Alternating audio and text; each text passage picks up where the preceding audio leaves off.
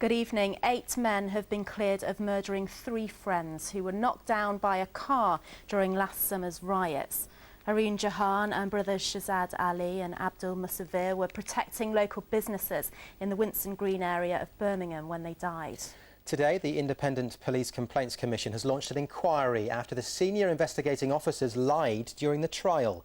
Our correspondent Kate Fisher has our top story. Joy and celebration for the 8 men cleared of 3 counts of murder. For the families of those men who've spent 11 months wondering if they face a life sentence, relief. Every time I see him, I just got to keep telling him to be strong, to keep strong, you know, because justice will prevail. At the beginning of the trial, the prosecution compared 3 cars that were driven at the men as they stood outside a petrol station in Winson Green to a modern-day chariot charge. Although only one of the cars hit the men, those in the other 2 were also charged with murder. In the late stages of the trial, it came to light that several prosecution witnesses had been offered immunity from prosecution for unrelated offences in return for their testimony. The defence argued that they hadn't had the chance to cross-examine those witnesses with that knowledge. The senior investigating officer in the case, DCI Anthony Tagg, was called to give evidence to the judge, who later read a statement to the jury telling them that DCI Tagg had lied on oath and to disregard any testimony from the witnesses involved unless their evidence was corroborated by other evidence. What would happen if it didn't come out? The jury would have got led up the wrong path, and it could be all of the defendant could have gone to jail for life because of what the police done. Today, the Independent Police Complaints Commission launched an investigation into the matter. West Midlands Police said that DCI Tagg had not been suspended, but they acknowledged the judge had found that he lied under oath. That was a finding that the judge made, but as I've said, had that matter been so serious as to require the halting of the trial, that's what he would have done. He did not. Well, the atmosphere inside packed courtroom number 12 was highly charged. As those not guilty verdicts were read out, some of the defendants began to sob and hug each other. There were cries from their families in the public gallery saying, "You're home, you're home," and one shouting, "Thank you, jury." Well, then the judge said some words and he called for calm on the streets of Birmingham, urging people to respect the jury's verdicts. Any other action, he said, would not be honouring those who died. He went on to say what happened on the streets of Birmingham last August should never be repeated. People were there in the road and, you know, the cars were coming through and they came under attack, basically.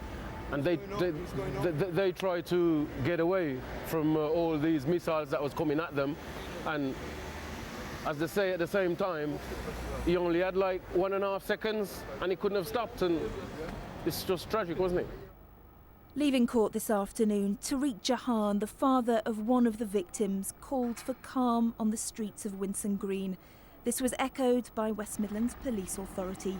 Kate Fisher for Central Tonight.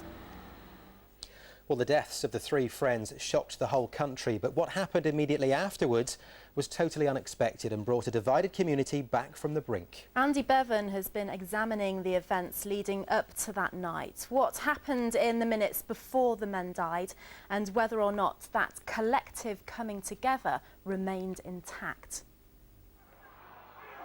August 2011. Vandalism and looting in towns and cities across the country, including here in Birmingham. But to the west of the city centre in Winson Green, a suburb that was itself subject to rioting, the violence was to turn deadly. On the surface, Winson Green is a blueprint for a multicultural society. Whites, Afro-Caribbeans and Asians live and work side by side. But once in a while, community differences open up and the ethnic groups retract to their own corners. In the late afternoon of Monday, August the 8th, this petrol station on Dudley Road was attacked and robbed by a gang throwing bricks and crates. The Asian owner told police that the gang of about 12 to 15 young men was black. The night following the attack on the petrol station, a group of about 80 mostly Asian men gathered there. Some carried sticks, others swords. Many, though, were unarmed, but all intent on protecting their homes and businesses from further attack. Among them 3 friends, 21-year-old Haroon Jahan and brothers Shahzad Ali, aged 30, and Abdul Musavir, who was 31. There were many people out in Winson Green that night. Some were driving around just to see what was happening, phoning and texting friends to come and join them as they cruised the streets around Dudley Road. In a black Mazda 6, Ian Beckford was at the wheel. His friend Everton Graham and another unnamed passenger were with him. Driving a black Ford Fiesta was Joshua Donald, and with him his friend Aaron Parkins. Thirdly, a black Audi A3 belonging to Adam King. His passengers Ryan Goodwin, Sean Flynn, Pablo Ruiz-Gaviria, and a 4th man whose identity they wouldn't reveal, called simply Mr. C.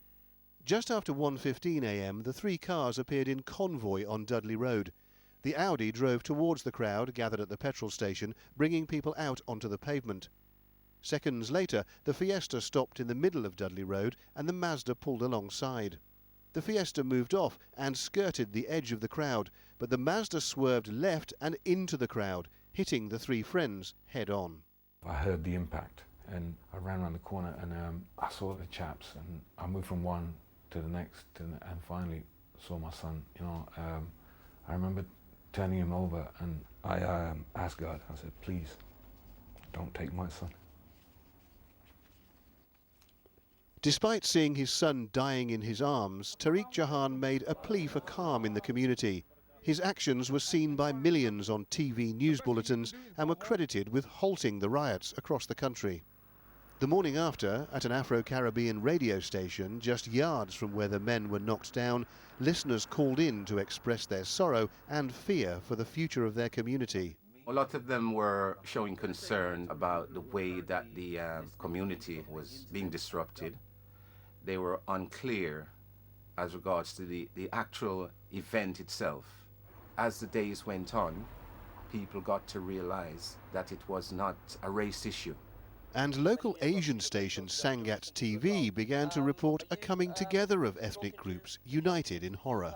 Don't let anybody else be killed, right? Stop, think what you're doing. Parents, if you've got your kids and they're out at night, get them back in. After this incident, I saw people from all different backgrounds coming together. The people from, whether they were Asian Muslims, Asian Sikhs, Hindus, Christians, whether they were British white, whoever, Afro-Caribbean community, everybody, they were just coming together, which was good to see.